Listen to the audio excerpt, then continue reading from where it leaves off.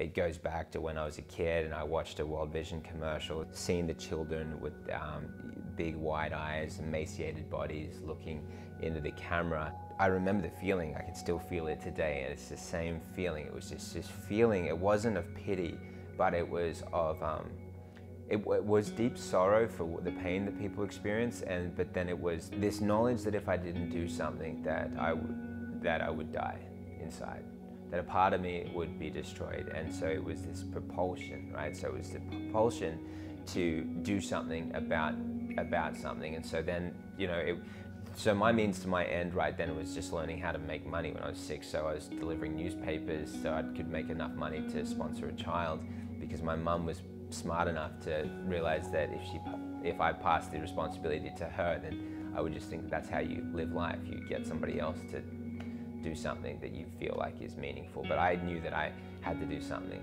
If that cause, if someone was to be helped, that if it was to be, it was up to me.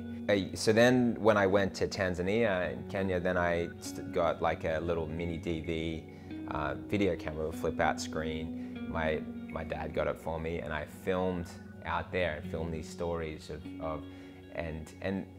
for me it was just like a montage, a travel video, like showing this, but doing as best as what I could to tell these stories of these people. And it was even just taking photos and asking questions. I remember when I asked a 14-year-old whose parents had died of AIDS, what do you want to be when you grow up? And she said, a doctor.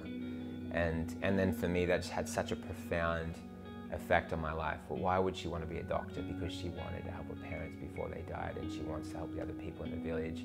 And this child, you know, it doesn't even have an education. She can't even go to school because she's been abandoned.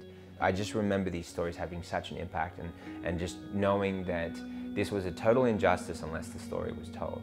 But if the story could be told, then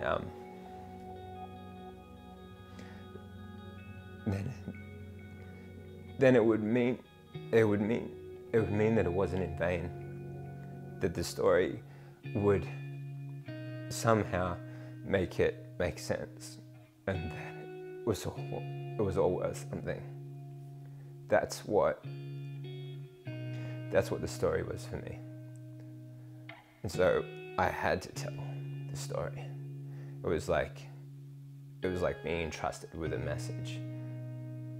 And then if I could tell that story and get it out to the world, it would mean that it wasn't worthless. It didn't just happen. And that's what led me through each of the circumstances, through each of the new things that I would take on. It was like, what story needs to be told to set somebody free, to make an impact, change somebody's life, to help make it make sense. And I think that when I look back, I think about my own story, and that all of this is still just been making sense of my own life. Doing what I do, that it brings meaning to my life and makes it all make sense. I've been able to create films on subjects that are very relevant to people today. Cancer, autoimmune disease like arthritis, lupus, Crohn's, colitis, neurodegenerative diseases, Alzheimer's, dementia, and then a broad other spectrum of ailments and challenges that we all face in general health and wellness. And these films that I've created over the last few years have been able to reach in excess of 20 million people. Some of these being my own projects that I've founded, and other ones that I've been working for with other companies, helping to promote their message because I believe in it. And I've had and been able to witness thousands of people report back and share the transformations that have happened in their lives. People that were given terminal diagnoses that have said that they've used the information and they're alive past their diagnosis, and they've been able to improve their health, turn around their lives, have the experiences that they long to have with their family. And it's just been super rewarding. And for me, I think about all the people and I think about the masses of people, but for me, it's the one individual. It's the person that it made a difference for them. And that's why I created this. And if it can reach more people and give that transformation to more people, that just fuels me all the more. I'm here to be Jonathan Otto. That's it. Nothing more, nothing less. Just what God has made me to be, and that's enough. And just hopefully that'll be what what somebody needs at some point in their life. And that's enough for me.